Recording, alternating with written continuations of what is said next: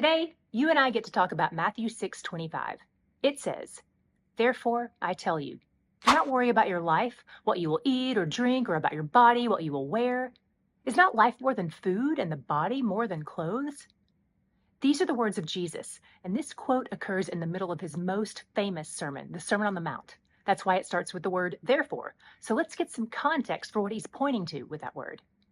He's not talking to the leaders of Jerusalem here. He's in a rural countryside that's primarily filled with blue-collar workers like fishermen and farmers. This is an agrarian society. His audience is people who probably actually struggle to make ends meet. And here he is telling them not to worry. In fact, if you zoom out to see the context of this verse, there are actually 3 times in this section where he tells them, do not worry. But the whole section starts with a different do not. And that's what sets us up to understand today's verse.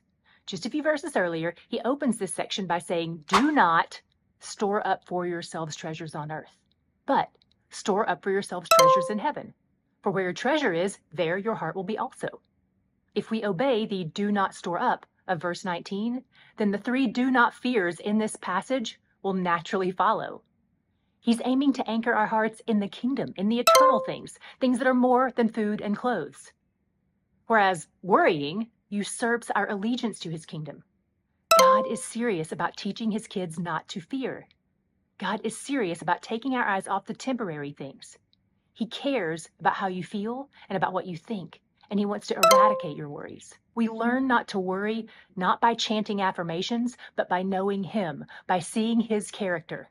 And as we know him more, we'll trust him more. The fact that you're here in the Bible app today tells me that you're looking to know him more. So I'm asking him to meet you in that space, to reveal his heart of love to you today. Where are you afraid? Where do you strive?